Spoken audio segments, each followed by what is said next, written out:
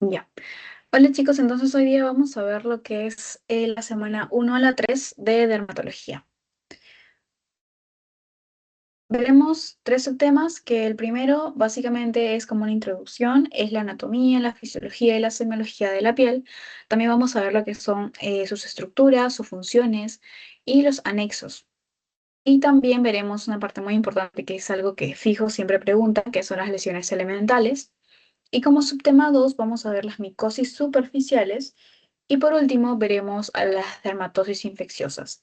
Ahí veremos lo que son el eczema, el impétigo, la celulitis, erisipela, eritrasma, foliculitis y forunculosis. Ya. Entonces, para empezar, básicamente es hablar un poco de las capas de la piel. Yo les he puesto esta imagen de acá, de la izquierda, para que puedan ver cuáles son los estratos de la piel que tenemos. Y vamos a empezar con lo que es la epidermis. Acá lo que me interesa que ustedes sepan es que la epidermis es un epitelio escamoso estratificado, ¿ok? Otra cosa es que sepan que es avascular y que es de origen ectodérmico. Esto acá siempre lo pregunta, así que es un fijo. En cuanto a los estratos, básicamente vamos a señalarlos. Les pongo esa flecha porque es de lo más interior a lo más externo, ¿ok? Entonces, el estrato germinativo o el estrato basal va a ser la parte más interna. Aquí lo que vamos a encontrar van a ser a los melanocitos y a las células de Merkel. Otra cosa muy importante, y en realidad creo que es lo que más resaltaría de esta capa, es que es mitóticamente activa, es decir, que se va a estar recambiando constantemente. También vamos a ver que, si se dan cuenta, es una capa, esos son los queratinocitos, estos de acá. Si se dan cuenta, es un queratinocito bastante grande, ¿no? Pero es solamente uno. Entonces es una monocapa. Van a haber varios queratinocitos, pero solamente va a ser una capa. A diferencia del estrato espinoso, que como podemos ver, acá también son los queratinocitos, pero hay varias capas. ¿Ves? Se ven como una, dos, tres, cuatro, cinco capas. Entonces, en el estrato espinoso, nosotros vamos a tener una multicapa de queratinocitos que van a estar unidos por desmosomas.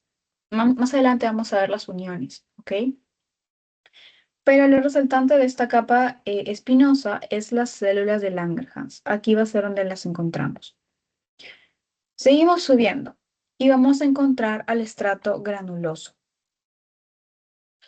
Aquí vamos a encontrar lo que son las gránulos de queratoyalina, es decir, gránulos encargados de la producción o necesarios para la producción de queratina. Entonces, lo más importante de esta capa es que inicia la queratinización. Entonces, gránulos de queratoyalina. Pasamos al estrato lúcido y básicamente lo único que deben saber de aquí es que solamente vamos a encontrarlo en palmas de las manos y en plantas de los pies. En otra parte no. Brazos, pecho, espalda, piernas, no. Simplemente palmas y plantas, ¿ok? Estrato lúcido. Y llegamos a la parte más externa, o sea, la parte más superior de la piel. Ese estrato se llama el estrato córneo. Si se dan cuenta, vamos a ver guiándonos de la imagen. Acá nosotros tenemos al queratinocito, ¿verdad? Y ven acá su núcleo, bien rojito, ¿verdad? Luego tenemos al estrato espinoso. Igual tenemos al queratinocito con su núcleo. Pero van achicándose estos queratinocitos. Van achicándose, siguen con núcleo. Acá también siguen con núcleo. En el estrato lúcido, muy pocos ya tienen núcleo. Hay algunos que no. Y en el estrato córneo no vemos a ninguno sin núcleo, incluso ya no están rosaditos, rojitos, están como un color muy opaco, como muerto. Entonces con eso ustedes la van a sacar. En el estrato córneo, que es la capa más superficial, lo que nosotros vamos a encontrar son las células escamosas muertas sin núcleo. Y a eso se les llama corneocitos. Estrato córneo, corneocitos. Corneocitos es de célula muerta escamosa muerta sin núcleo, ¿ok? Esta, al ser la capa más superficial, tiene una alta resistencia a lo que es la erosión y también nos sirve como una capa impermeable para el agua. Entonces es como que para que nosotros no estemos deshidratados y pues tengamos pérdida de agua, esta capa o este estrato córneo es el más importante, ¿no? Permite que mantengamos nuestra piel bien hidratada. En cuanto a las células que ya mencionamos en cada uno de los estratos, de todas estas, la más importante, como ya se habrán dado cuenta, son los queratinocitos, ¿no? Estos los vamos a encontrar en el 90%, o sea, en cuanto a todas las células, el 90% son queratinocitos. Vamos a encontrarlo más que nada en el estrato granuloso, ahí es donde vamos a encontrar más. Y hay algo que me interesa que se memoricen y es como que el periodo de vida del queratinocito. El queratinocito, al igual que todo, nace y muere. Nace y muere, en el caso de muere, vamos a llamarlo corneocito. Es como si cambiaran de nombre. Nace como queratinocito, pero muere como corneocito. ¿Y cuánto tiempo tiene que pasar para que suceda ese ciclo? De 28 a 31 días. ¿Ok? También vamos a hablar de la queratina. La queratina van a preguntarle, según cada estrato, qué número o qué, claro, número de queratina vamos a encontrar. Por ejemplo, en el estrato basal, que era la parte más interna, encontramos a la queratina 5 y 14. En las capas espinoso y granuloso encontramos a la queratina 1, 2 y 10. Y finalmente, en el estrato lúcido, que solamente lo encontramos en palmas y plantas, encontramos a la queratina 9. ¿Se acuerdan que les mencioné que la parte del estrato granuloso, perdón, el estrato córneo también tenía, nos permitía, o sea, era una barrera como permeable para el agua? Pues también tenemos algo similar, pero en el estrato granuloso. Y esos son los cuerpos de Otland o cuerpos lamelares. Estos cuerpos de Otland van a vertir un contenido lipídico, o sea, graso, por exocitosis, y esto va a permitir que formen una barrera que va a rodear a los corneocitos más adelante, ¿no? Lo que se encuentra más arriba, ¿no? En el estrato córneo. Entonces, esa es la función de los cuerpos de Otland. Otras células importantes son los melanocitos, estos de acá. Lo que es importante saber de acá es que derivan de la cresta neural. Melanocitos viene de melanina. Entonces, su función básicamente es transferir melanina a los queratinocitos vecinos. ¿Ok? Entonces, eso es, transfiere melanina.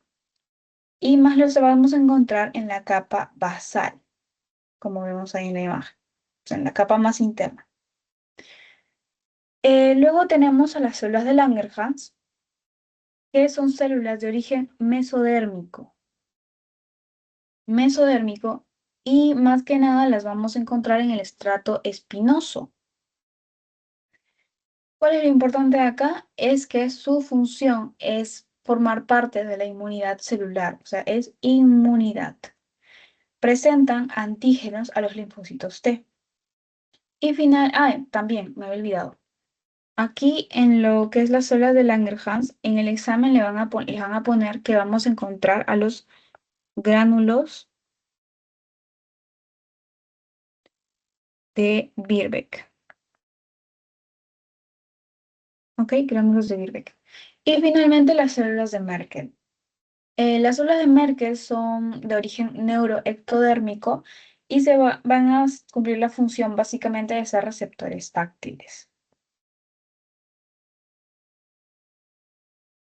Ya, acá es lo que le decía de las uniones celulares.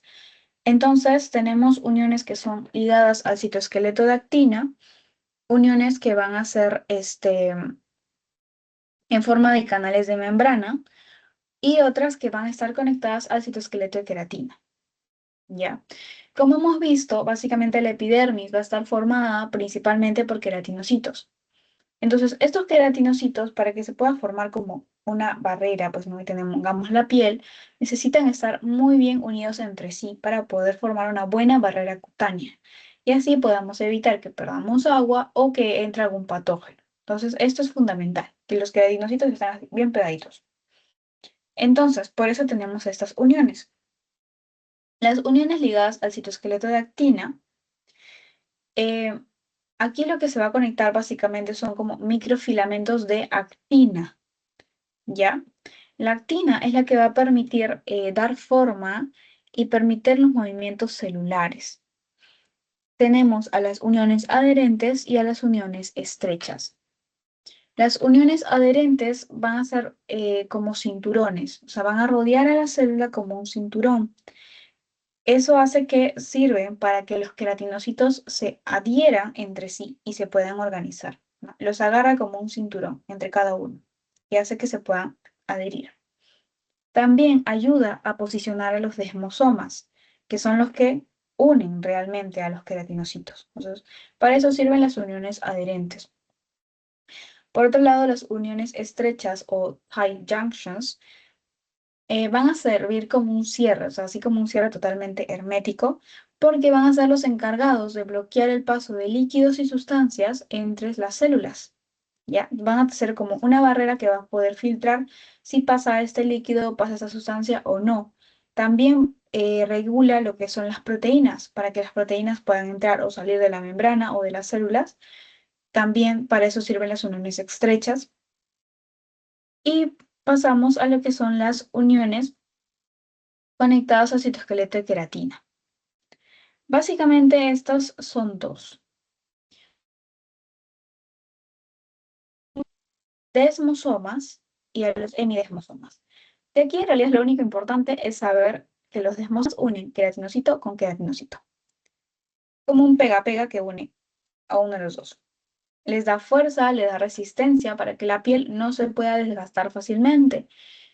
Mientras que los hemidesmosomas son básicamente la unión entre queratinocito, hemidesmosoma y la membrana. ¿Ok? Entonces, para que el queratinocito como que se pega a la membrana, necesita al hemidesmosoma. Entonces, es como que fijan la epidermis a la dermis, ¿no? Permite que se puedan pegar. En caso de que los hemidesmosomas fallen, pueden darse lo que son las enfermedades ampollares. Y más adelante vamos a ver eso, ¿no? En la semana 3 más o menos. Y finalmente tenemos a las uniones en forma de canales, que no están conectadas al citoesqueleto. Estas básicamente no son estructurales,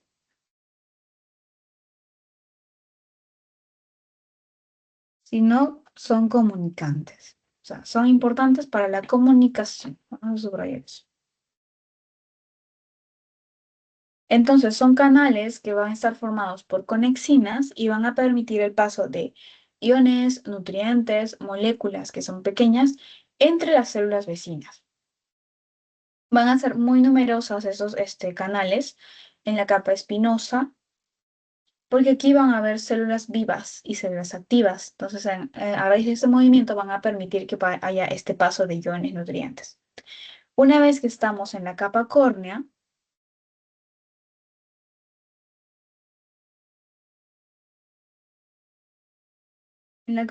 que tenemos células bien muertas, ¿no? Como hay células muertas, estas uniones desaparecen, ¿ok? Porque ya una célula muerta no necesita comunicarse. Entonces, pasamos.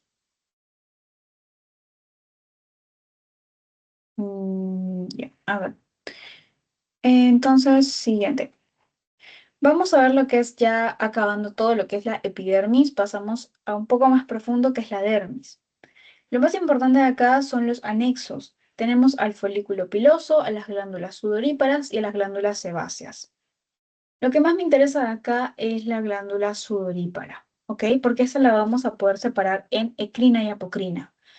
En realidad, fijándose en la imagen, ustedes pueden diferenciar bien, o al menos ver la característica principal, ¿no? Esta es la glándula ecrina y esta es la glándula apocrina.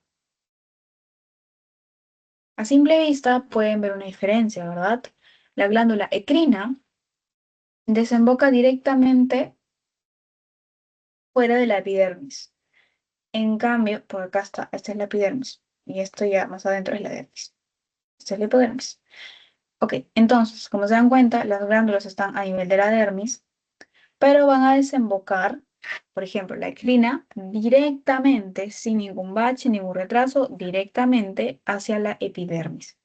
Mientras que la apocrina va a desembocar ¿a dónde? Al vello, al folículo piloso. Y junto con el folículo piloso van a salir a la epidermis. Eso es lo más característico. ¿Ok? Igual acá les puse un cuadrito donde pueden ver las diferencias, ¿no? Como un versus. Otra cosa que me importaría que sepan, eso es lo que les está como, comentando, pero otra cosa que sepan es el inicio de la actividad. Por ejemplo, las glándulas ecrinas están activadas desde el nacimiento, mientras que las apocrinas desde la pubertad. ¿Ok? Las ecrinas también vamos a encontrarlas en lugares más generalizados, casi en todo el cuerpo, mientras que las apocrinas solamente en zonas restringidas, como por ejemplo donde tenemos sudor, eh, sudor pero así feo, ténganlo como esa referencia, ¿no? En las axilas, genitales, las ingles, ¿no? En esas zonas es donde nosotros vamos a tener a estas glándulas apocrinas, que son zonas más específicas. Otra cosa que preguntan de acá son las fases del crecimiento piloso, ¿ya? El crecimiento piloso tiene tres fases, que el pelo puede estar en fase de crecimiento o anágena, transición o catágena, o en fase de reposo o telógena. ¿En qué, o sea, en cuál de estas fases, en cuál de estos momentos es donde nosotros vamos a encontrar a la mayoría de nuestros pelos? En la fase anágena o fase de crecimiento. La vamos a encontrar un 90% de nuestros pelos van a estar en esta fase. Y ahí vamos a tener el tiempo. 2 a 6 años, el pelo pasa en modo crecimiento, 2 a 3 semanas en modo transición y 2 a 4 meses en modo reposo. ¿Ok? Entonces pasamos ya a la hipodermis. Básicamente ya esta es la última capa, o sea, la parte más interna, y como pueden ver en la imagen, ¿qué es lo que predomina? Es amarillito, es grasa. Pero no solamente vamos a encontrar grasa, también como se ve en la lupa, vamos a poder encontrar vasos sanguíneos, nervios, porque ya estamos hablando de capas profundas, vasos linfáticos. Entonces, si nosotros tenemos grasa, por ejemplo, igual que nosotros tenemos en el abdomen también un poco de grasa, ¿para qué nos sirve? Contra los golpes, por ejemplo. Es una protección contra los traumatismos. También la grasa es muy importante para que nosotros podamos conservar el calor corporal. Y otra cosa es que nos ayuda como reserva de energía. Eso es lo que me interesa de la hipodermis, en realidad nada más que eso. Y luego vemos lo que es el crecimiento unguial. Acá yo les he puesto las partes, ¿no? Sí, las partes de la uña, así, o bueno, no solo de la uña, ¿no? De todo. Por ejemplo, tenemos la lámina unguial, esa es la uña, ¿ya? Pero correctamente se le llama la lámina unguial. Tenemos algo que se llama hiponiquio y, no, o eponiquio, no, y hiponiquio, eponiquio, confusión, perdón, ya. Hiponiquio y el eponiquio. ¿Por qué les menciono esto? Porque me acuerdo que en el examen les pusieron creo que una pregunta con esos nombres, como para que no se me pierdan y no lean esos nombres y no tengan ni idea de qué cosa es. Sé que no son palabras muy comunes. Entonces, nosotros tenemos, por ejemplo, ya yo que tengo uña larga, entonces tenemos una uña. Y en la parte de abajo, o sea, la parte de la piel que está debajo de la uña, no en la parte de acá, o sea, no debajo de la lámina unguial, porque eso se le llama lecho unguial, pues no confundir. Lámina unguial, donde está pegada tu se llama lecho unguial, pero el bordecito de acá, que está abajo, como, como que la uña le hace sombra a esa parte de la piel, a eso se le llama hiponiquio, ¿no? A esa como parte de transición.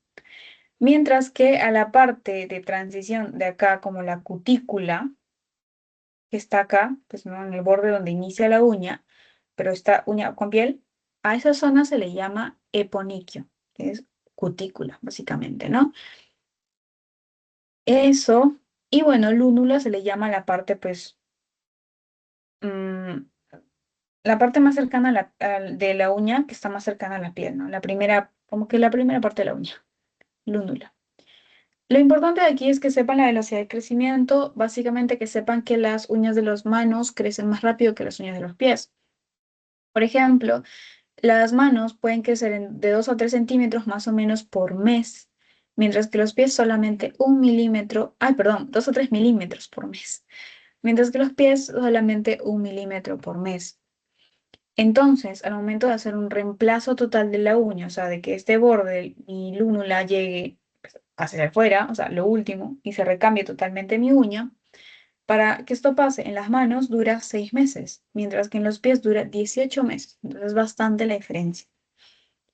¿Qué puede influir? Que el paciente esté desnutrido, que el paciente sea niño, interviene en que la uña crece mucho más rápido. Em, que sea, por ejemplo, verano, en verano también crecen las uñas más rápido. Si es que el niño está en un estado nutricional, no sé, por ejemplo, tiene cáncer, lupus, alguna enfermedad sistémica, hace que las uñas crezcan más lento, ¿no? Y pasamos a lo que son las lesiones elementales, ya para acabar todo lo que es la sesión uno. Básicamente van a ser primarias o secundarias. Primarias es cuando van a aparecer sobre la piel totalmente sana, pero secundarias es cuando se producen por alguna agresión externa sobre la piel o como consecuencia o modificación de alguna de una de las lesiones primarias. Les hice este cuadrito y tenemos que, vamos a dividirlo por plano y circunscrito, ¿ok? Dentro del plano y circunscrito tenemos a lo que es la mácula y a la mancha.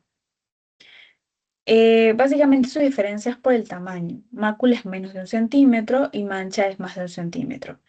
Ejemplos de mácula las podemos ver en leucodermia, léntigo, por ejemplo, o un nevo melanocítico, también es una mácula, una maculita.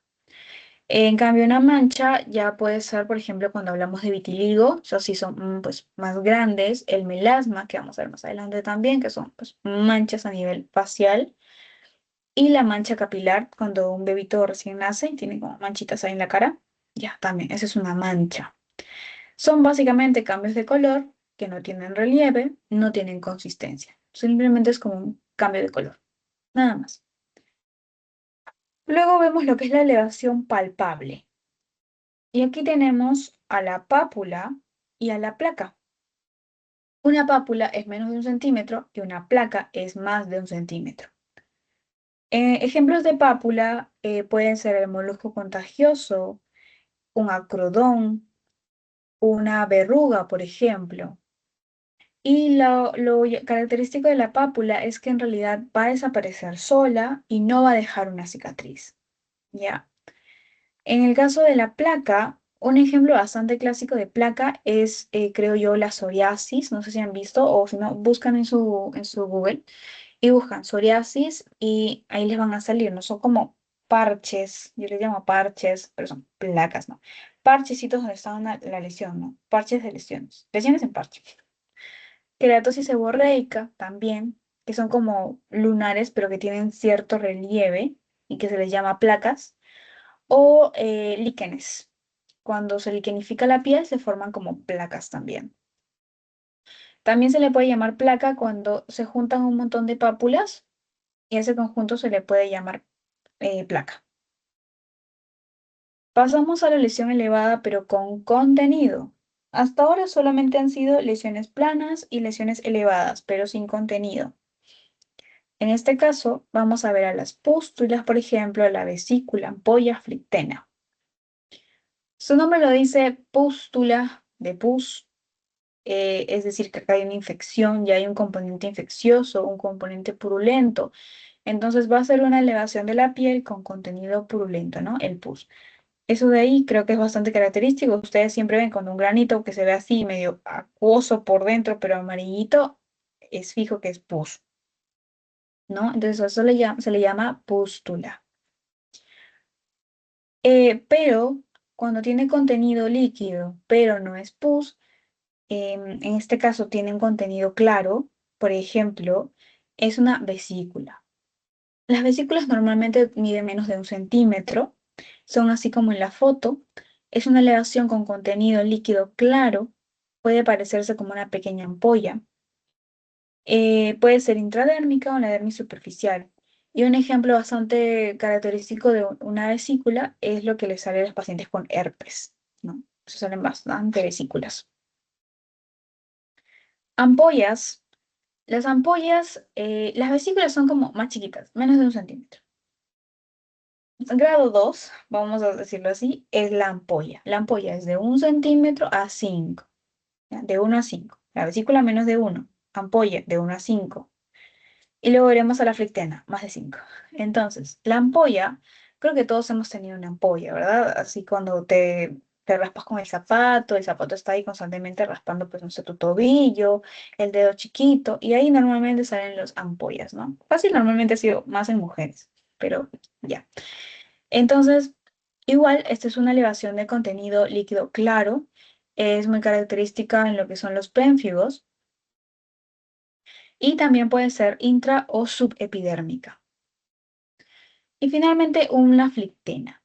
Ya a esas alturas seguro han visto alguna flictena en su rotación en los hospitales y lo más característico es verlo en pacientes quemados, ¿verdad? Normalmente cuando son más o menos de segundo grado, ya son, podríamos llamarle como ampollas grandes, que son normalmente como tensas, son un poquito más duras que las ampollas normales, ¿no? En cuanto a las lesiones ya secundarias, vamos a ver, ay no, perdón, me faltó, esas todavía son primarias. Sí, eh, sí, ya acá pasamos. Entonces, estas tres últimas son, por ejemplo, quiste. El quiste básicamente es como una lesión encapsulada, ¿no? Como vemos en la imagen, se ve como una capsulita, es como una bolita. Una lesión encapsulada, pero también va a tener contenido, ¿ya? Va a ser como un saco cerrado que va a estar debajo de la piel. Puede tener material fluido o incluso puede ser semisólido. Es palpable, ¿no? Y así es como se ve en las fotos, ¿no?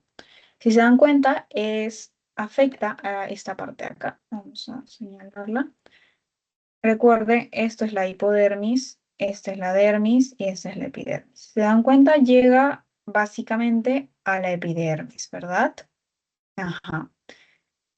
Un ejemplo, quiste epidérmico. Pasamos al nódulo para poder contrastar un versus quiste versus nódulo. Un nódulo, lo más característico es que tiene un componente dérmico-epidérmico, es decir, que es más profundo.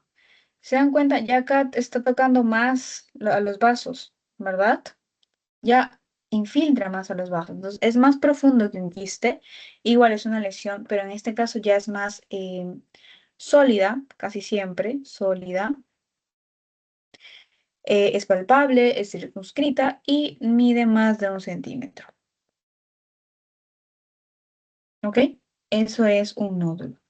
Y finalmente, los abones, quien no ha visto esto, también conocido comúnmente como roncha, es una lesión elevada, eritematosa, puede estar pues rojita, inflamada. Normalmente tienen el centro pálido, se encuentra en la dermis superficial y se asocia mucho a lo que es el prurito. Claro, ¿no? O sea, ustedes saben que las ronchas, los abones pican. Esto normalmente desaparece en 24 horas, a menos de 24 horas, y no deja cicatriz para nada. Simplemente desaparecen. A menos que, como dice la definición, uno le haga algo, esté rascando constantemente ese abón y eso puede convertirse en una lesión secundaria, por ejemplo. Entonces, una lesión secundaria es, por ejemplo, la escama. La escama es lo que vamos a ver son células o son láminas que se van a desprender de la capa más externa de la piel, ¿no? Y con esto nos referimos a lo que son eh, la capa córnea, el estrato córneo, por ejemplo. Entonces, van a ser láminas que se desprenden la capa córnea. El ejemplo más claro en realidad sería la caspa, por ejemplo, la caspa. Son escamitas que van cayendo. En el caso de una erosión, es una solución de continuidad, pero epidérmica. O sea, es superficial, ¿ya? Es superficial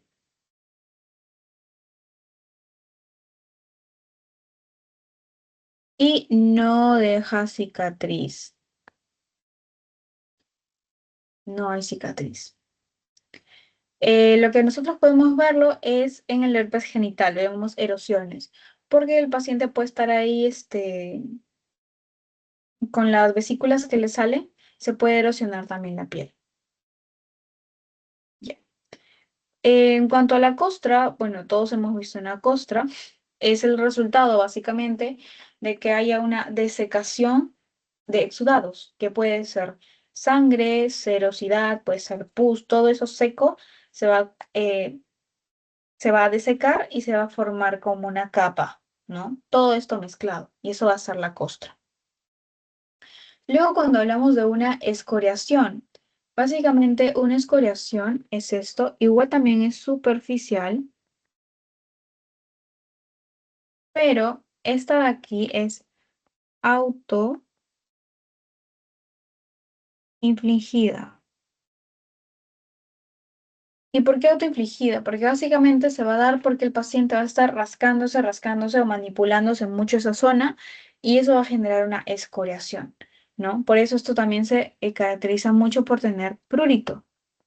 Viene de una lesión con prurito, ¿ya? Entonces, escoriación. No se vayan a confundir, chicos. Erosión con escoriación, ¿ya? Erosión puede ser incluso cuando ustedes están corriendo y por ahí se caen en la pista y se raspan. Ese raspado es una erosión. Pero una escoriación es como, vas a dejar como un surco de lo que tú te estás ahí rascando, rascando, rascando. Y eso es una escoriación, cuando es autoinfligido. ¿Ok? Una fisura. Lo característico de una fisura es que en el examen le van a poner que es algo lineal. Es una solución de continuidad lineal, una hendidura lineal. ¿Por qué? Por sequedad. ¿Ok? Por ejemplo, vemos ahí es un pie. Vamos a ver que va a haber una resequedad increíble y van a formarse como surcos. O básicamente, los surcos que nosotros ya tenemos, por ejemplo, en las manos, estas rayitas, van a profundizarse por la resequedad y van a formarse fisuras. O sea, fisuras, así como las fotos típicas del desierto que se ve todo cuarteado. Ya. Entonces, como siguen los surcos de la mano, surcos de los pies, los surcos en general, por eso son como hendiduras lineales, ¿ok? Es una característica muy importante. Y terminamos con lo que es la úlcera. La úlcera, lo característico es que ya cuando hablamos de úlcera, estamos hablando de epidermis y dermis.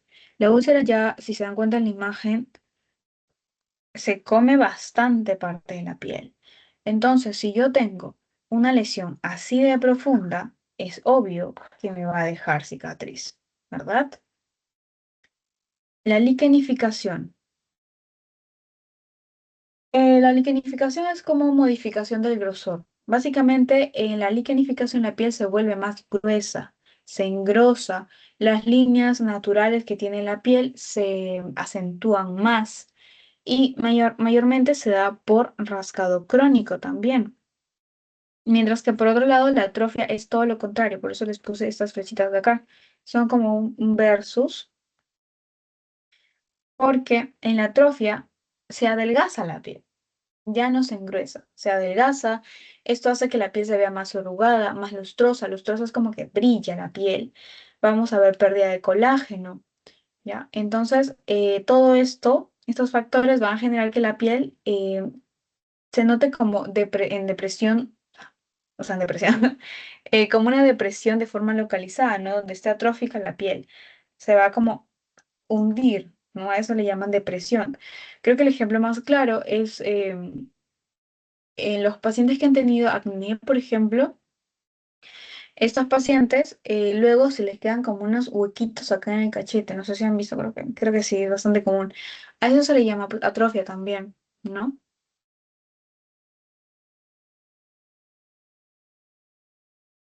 Ya, micosis superficial. Eh, Ustedes tienen que saber que las micosis pueden ser causadas tanto por dermatofitos como por no dermatofitos. Los no dermatofitos son las levaduras que vamos a ver más adelante. Los dermatofitos se pueden clasificar según su estructura, o sea, según la estructura que parasitan, según el huésped a que parasitan y según su patogénesis. Eso, lo que les he subrayado es lo más importante. En cuanto a los zoofílicos, más que nada es el canis, y los antropofílicos, o sea, los que más afectan al humano, antropo de hombre, de humano, son el terrubrum, por ejemplo. Entonces, acá les coloqué las imágenes. Básicamente, en cuanto a dermatofitos, vamos a hablar de la tiña. Tenemos tiña a todo. Empezamos con la tiña capitis, capitis de cabello. Es más común en niños. Y tenemos dos tipos, a la seca tonsurante, que es la más común, o a la inflamatoria, o también llamada quirión de Celso. La seca o tonsurante, tenemos como una triada. Esta es la escama, tenemos los pelos quebradizos, que se van a como, ustedes van a jalar un poco el pelo y se va a romper, y la pseudalopecia, como que va a parecer que el paciente está pues teniendo como un huequito sin pelo, ¿ya? Entonces, escama, pelos quebradizos y pseudalopecia, ustedes dicen al toque, tiña capitis. Tenemos dos tipos, que es tiña microspórica, que es causada por el M. canis, y la tiña tricofítica, que es causada por la T. tonsurans. ¿Ya? Ahí están un poco de sus características. Como podemos ver, unas son placas alopécicas grandes y únicas, o sea, una sola placa, mientras que en las tricofíticas son varias placas, pero pequeñitas. El querión de Celso o una tiña capitis inflamatoria es algo que nunca se van a olvidar. Simplemente viendo la imagen, que es horrible, ustedes pueden sacar sus conclusiones en cuanto a la clínica y cómo es que podemos verlo. Por ejemplo, si en la tiña seca o tonsurante había pelo quebradizo, en el querión de Celso ya hay destrucción total del folículo piloso, del tallo piloso. O sea, el tallo destruido totalmente. Y duele bastante. Según la imagen, vemos el signo de la espumadera, ¿verdad? Signo de la espumadera. ¿Por qué? Porque va a tener varios orificios en la cabeza que van a botar pus por ahí. Entonces, por eso es el signo de la espumadera. Mayormente es causado por dermatofitos que son zoofílicos o geofílicos, que están en la tierra o más que nada son que están en los animales. La tiña barbae se da más que nada en varones que son adultos.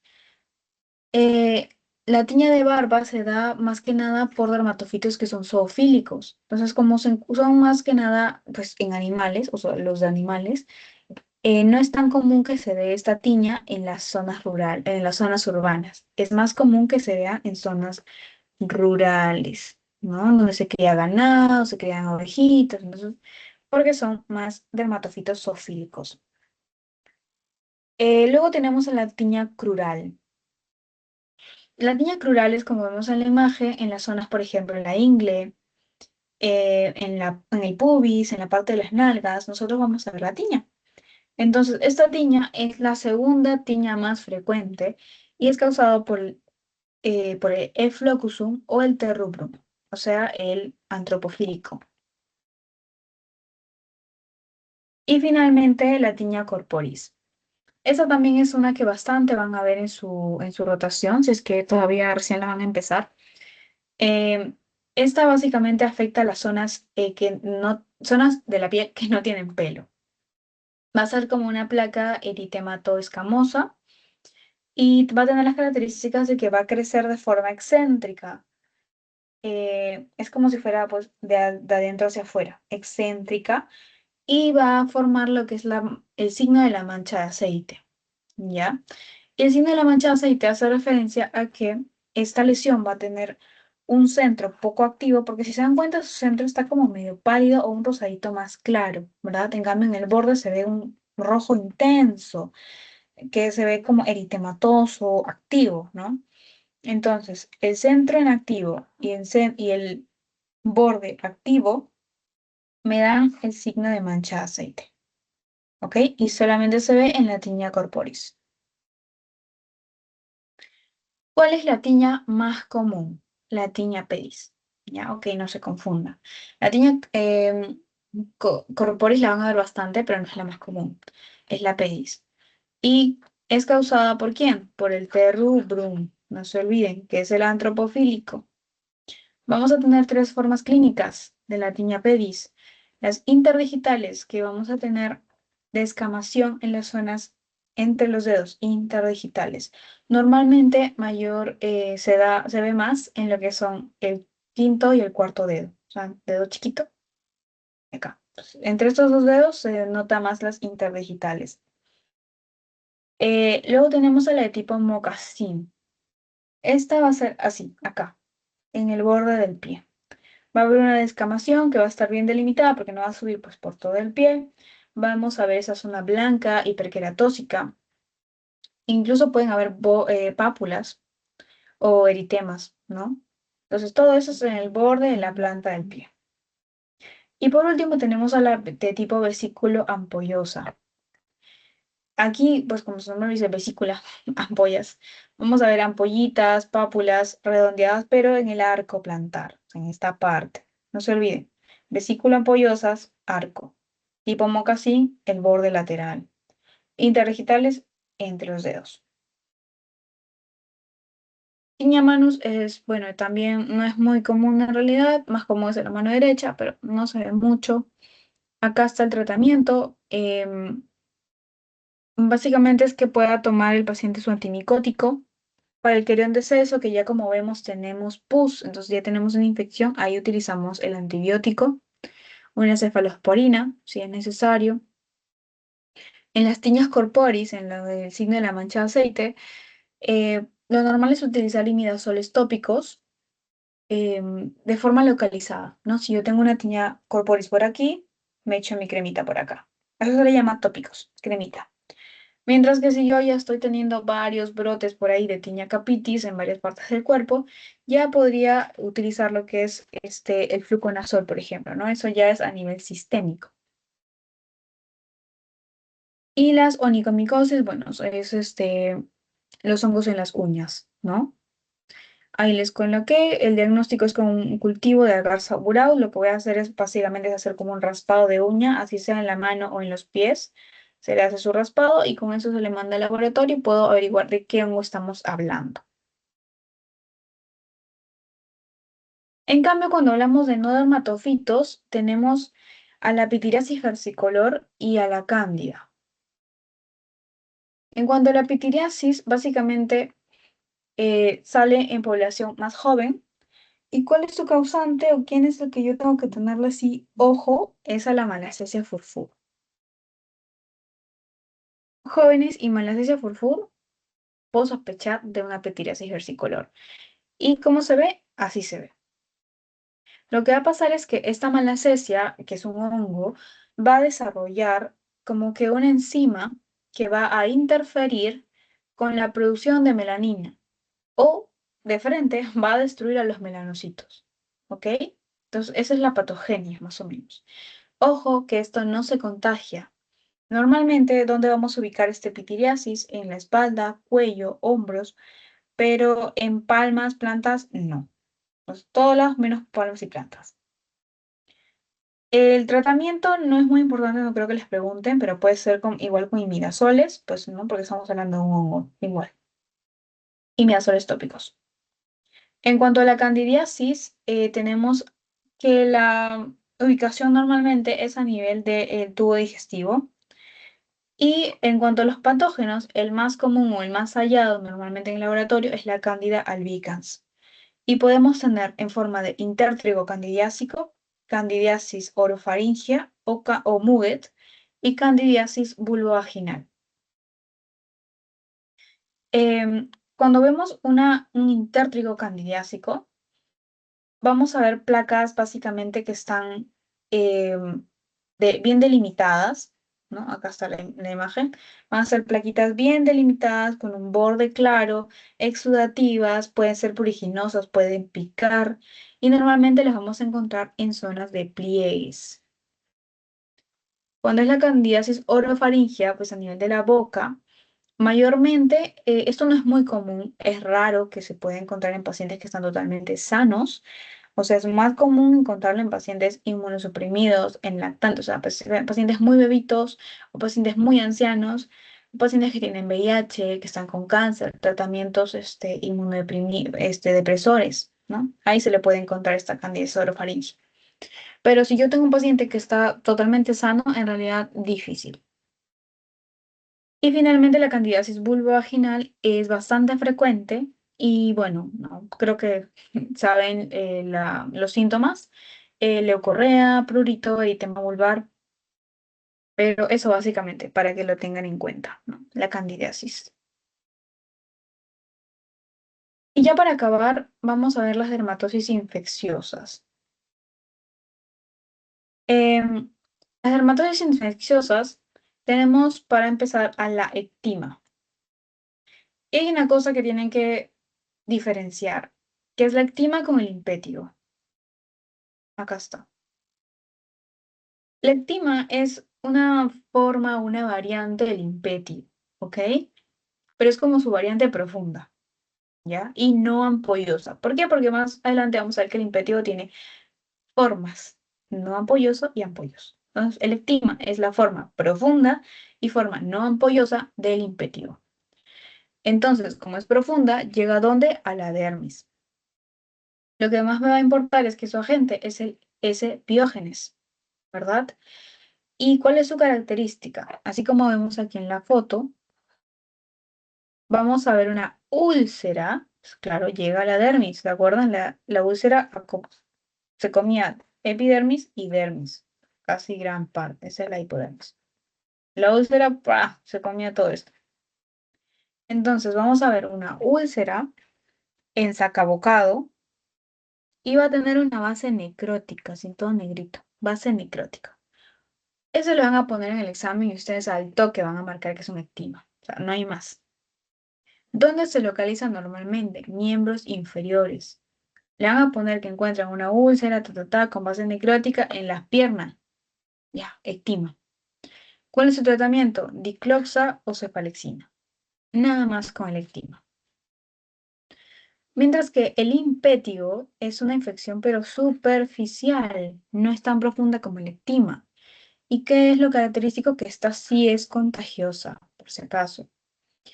Como les digo, esta de acá se puede dividir en no ampolloso y ampolloso, y según cuál es, vamos a tener un agente. Cuando es ampolloso, está causado por el Staphylococcus aureus, pero cuando es no ampolloso, está causado por el S. piógenes beta hemolítico. Su epidemiología básicamente es que se encuentra más que nada en menores de 6 años, sobre todo en épocas de verano, y las zonas puede ser zona nasal, zona faríngea, axilar o perineal. Esto es lo que nos importa. Cuando hablamos de impétigo, vamos a hablar en no ampolloso y ampolloso. ¿Cuál es el más común? El no ampolloso. Ese es el que más me importa. No ampolloso. ¿Dónde aparece? En zonas de rascado o zonas donde ha tenido microtraumas.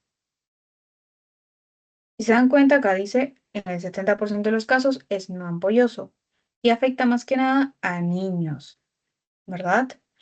Entonces, yo voy a tener una característica que es que al momento de iniciar este impétigo, no inicia de frente, así como se ve en la foto, sino que inicia como una mácula que va a evolucionar a una vesícula. Recuerden, una mácula era como una mancha, pero más pequeña, menos de 1 centímetro. Entonces, empieza como una manchita, pero como una maculita chiquitita. Evoluciona y cambia a vesícula. Eso es en momentos iniciales. Luego, cuando ya está evolucionando más, ya en momentos tardíos, yo voy a ver que se empieza a erosionar esta vesícula y se convierte en una costra de color amarillo miel. Y eso lo subrayo porque también se lo pueden poner en su examen. Otra cosa es que tiene una evolución benigna y autolimitada. ¿Qué quiere decir? Que va a remitir solo. Normalmente en 2 semanas el impétigo no ampolloso desaparece, o sea, remite solito. Mientras que el ampolloso es más frecuente ya no en niños, sino en más chiquititos, en neonatos. Y al momento de iniciar no empieza ya como mácula y evolución, no, empieza de frente como vesícula y evoluciona a ampolla. Esta de acá igual también va a remitir sin dejar cicatriz, nada, pero va a tomar más tiempo, ¿no? Esta se va a demorar más o menos 3 a 6 semanas, pero igual va a remitir.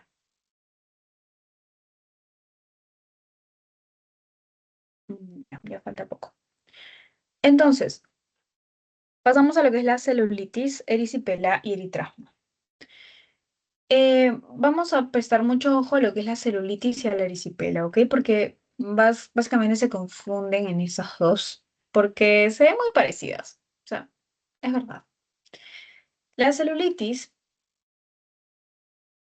es una infección de la dermis profunda. Profunda. Esto es bien adentro, la celulitis. ¿Cuál es su tetrada? Voy a poner acá. Tetrada. ¿Por qué tetrada? Porque son 4 cosas. Rubor, o sea, enrojecimiento. Tumor, poco de inflamación, tumefacción.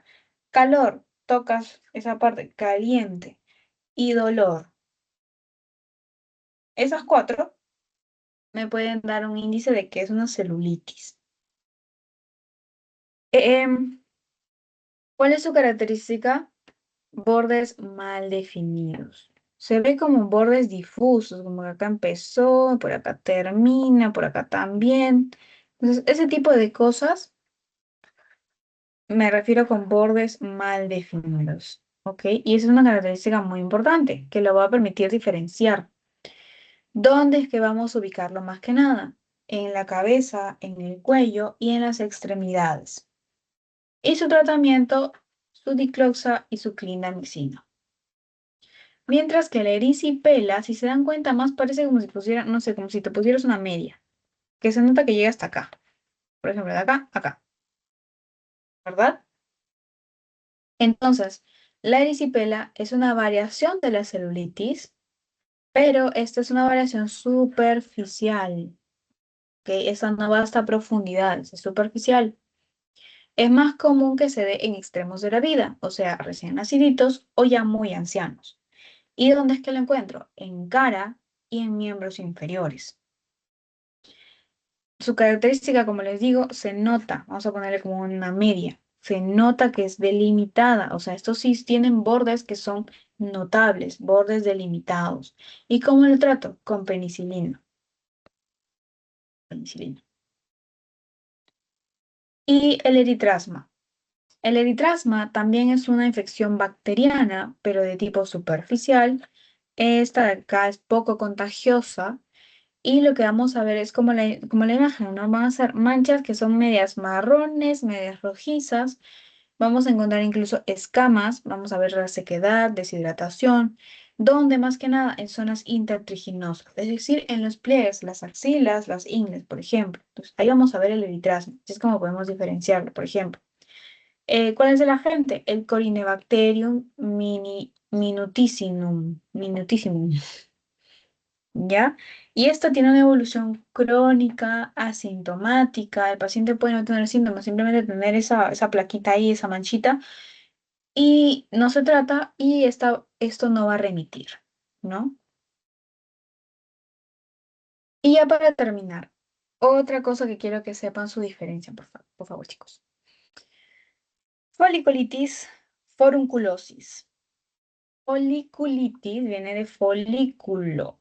Entonces, solamente afecta al folículo piloso, solo al folículo piloso, o sea, al pelito que está saliendo, solamente a eso, ¿ya?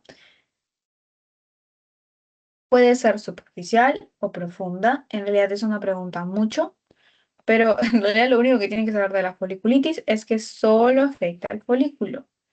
¿Y por qué es esto? Porque la forunculosis afecta al folículo más al tejido. O sea, afecta tanto el pelito como al tejido que está al costado, o sea, al tejido circundante. Por eso le llama forunculosis. Más que nada se van a ver como nódulos. Recuerden, nódulos son un poquito más profundos, son lesiones dermo, hipodérmicas, nódulos duros, ¿verdad? En la imagen se ve bien duro, dolorosos y que van a crecer poquito a poquito. Es más común en los jóvenes y es causado por el Staphylococcus aureus. El tratamiento básicamente podría ser utilizar compresas calientes para que pueda desinflamar un poco y así, ¿no? Y la tricomicosis axilar no lo preguntan mucho, pero para que sepan, es el agente, bueno, su agente que lo causa es el Corynebacterium flavescens. Más que nada es en lugares tropicales y como dice pues, axilar, es que vemos ahí, ¿no? En las axilas. Y normalmente se puede dar porque pues tenemos mala higiene, no se baña, el paciente suda mucho, no se rosura y se acumula el pelo ahí, no tiene mucha higiene correcta. Entonces me puede salir la tricomiosis axilar. Listo, chicos. Entonces, vamos acá. ¿Cuál de las siguientes infecciones cutáneas afecta a un nivel más superficial en las capas de la piel? No se olviden, la erisipela, por ejemplo, eh, claro, la erisipela y la celulitis son como más juntitas. ¿Por qué? Porque la erisipela es una variación de la celulitis, pero es su variación superficial, mientras que la celulitis es la variación profunda. ¿Ok? Por otro lado, el ectima afecta tanto a la epidermis como a la dermis. Y el carbunco no hemos visto. ¿Ya? Entonces, básicamente de aquí, ¿cuál es la infección cutánea que afecta más superficial? O sea, la que es más superficial. Esto siempre marquen que es el impetio, ¿ok? Acá está. El impetio. Es la lesión más superficial que hemos visto ahorita en realidad. De impetio. En esta. En cuanto a las micosis superficiales, ¿la tiña de la barba afecta con frecuencia el sexo femenino? Claro que no. O ni siquiera tenemos barba. Así que, no. El agente causal más frecuente de la tiña pedis en el pie es el Trichophytum mentagorofrigens. Falso. ¿Se acuerdan? Yo les dije, la tiña pedis es causado por el T. rubrum, es decir, un antropofílico. No. ¿El granuloma de Majochi es la forma inflamatoria de la tiña capitis? No. Ni siquiera han escuchado granuloma de Majochi. ¿Cuál es? El querión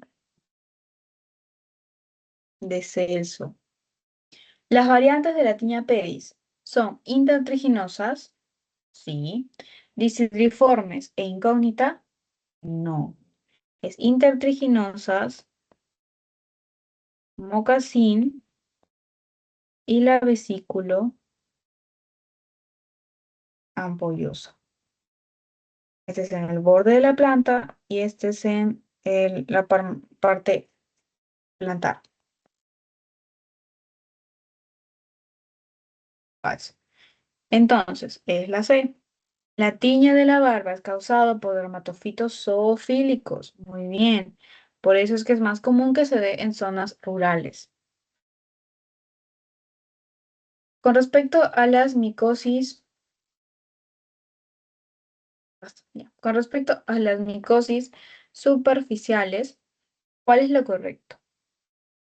La tiña inflamatoria o querión de Celso, que es el que botaba pus y prácticamente el pelo quedó totalmente destruido, ¿no deja secuelas? Falso. Me deja secuelas, me puede dejar incluso alopecia, o sea, me puede dejar pelada esa parte de donde estuvo el querión. La malacesia furfur es un hongo hidrofílico y únicamente patógeno en la piel. Esto está falso, es lipofílico. La pitiriasis versicolor. ¿Es frecuente el intenso prurito nocturno? Pues no. Nunca se menciona que la pitiriasis versicolor pique, en realidad, no. Entonces, no. En las infecciones de pitiriasis versicolor no hay recurrencias. Falso. En realidad, sí. O sea, una infección por pitiriasis versicolor no es que solamente te pueda aparecer una vez. Normalmente se han reportado casos de que sí se puede observar que puede venir de forma recurrente, ¿no? Por, igual si estás en contacto con el hongo, con la malenosis furfur, puede tener recurrencias, así que este es falso. Entonces la verdadera es la B. El dermatofito más común en nuestro medio es el Trichophytum rubrum, el T. rubrum, o sea, el antropofílico. Y finalmente esta de acá. Esta facilita. Como les dije, cuando ustedes vean solución lineal, es recontra fija. Una úlcera no hay forma, no es lineal, no es lineal. Es prácticamente como si con una pala para agitar media parte de la piel. Una erosión es el raspado, es el clásico raspado, que no necesariamente puede ser lineal. Una escoriación es por el rascado, tampoco. Y una exuseración no hemos visto. Entonces, efectivamente, una fisura, estamos hablando de una solución de continuidad lineal, ¿verdad? Que era por deshidratación de la piel. Nosotros íbamos a ver que el paciente tenía pues las líneas más marcadas. Claro, las líneas naturales de la piel las tenía más marcadas. Entonces, por eso se formaban como surcos y por eso se le decía solución lineal.